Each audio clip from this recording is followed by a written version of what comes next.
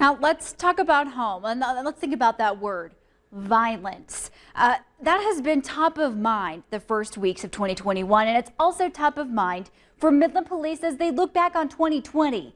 There were 13 reported homicides last year. You know, at face value, you might consider, well, hey, at least it's not the Metroplex.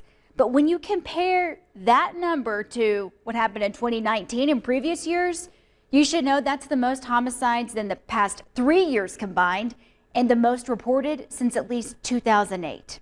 Sammy Steele is on the story tonight. Sammy, is there any one thing that police can pinpoint the sharp rise in these type of cases? Good evening, Tatum. The short answer, no. There is no one pattern that can explain all of these cases, at least for now. Now, police tell me that they are diving into the statistics, trying to find any patterns. But as far as the homicides, they are all across the board, making it tricky for police to curb the problem. Honestly, there wasn't a grouping of types of reasons that caused that. We had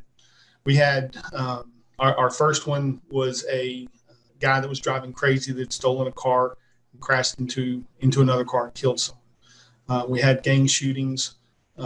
We had family violence issues, but they were spread out fairly even across all those different types of issues. So there certainly wasn't one thing that we were seeing that said this is the cause of most of our homicides this year.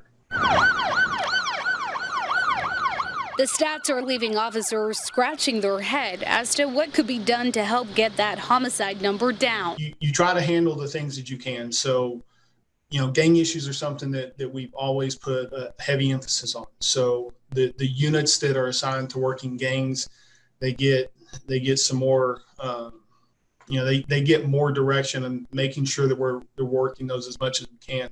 Narrowing the crimes into categories like traffic, family violence, or gang-related issues is usually the first step, according to Mick Wright.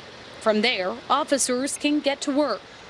The problem with 2020, like you said, is we can identify problems. We can see the offenders that are causing most of these problems, but we can't always do something about it. We have very strict jail regulations right now.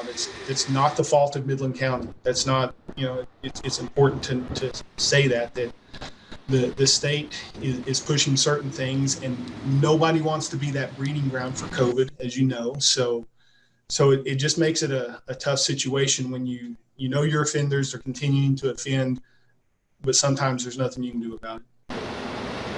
And if that's not complicated enough, there's another problem Midland Police continue to face: not having enough officers.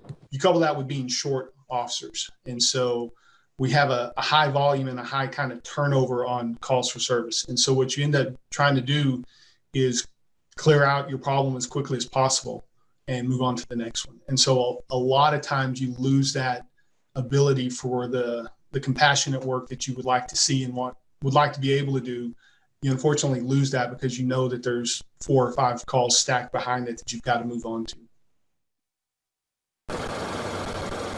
Right now, Midland Police are short 35 officers. Of course, having more officers would help to meet the demand of a growing community, and it would also address a rising crime rate.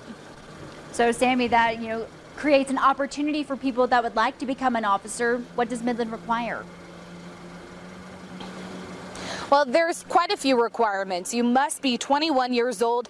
You have to graduate high school or have your GED. You must pass the department's physical assessment standards and have no previous felonies or convictions. Now, for the full list of requirements, you can visit newswest9.com. Reporting live in Midland, I'm Sammy Steele.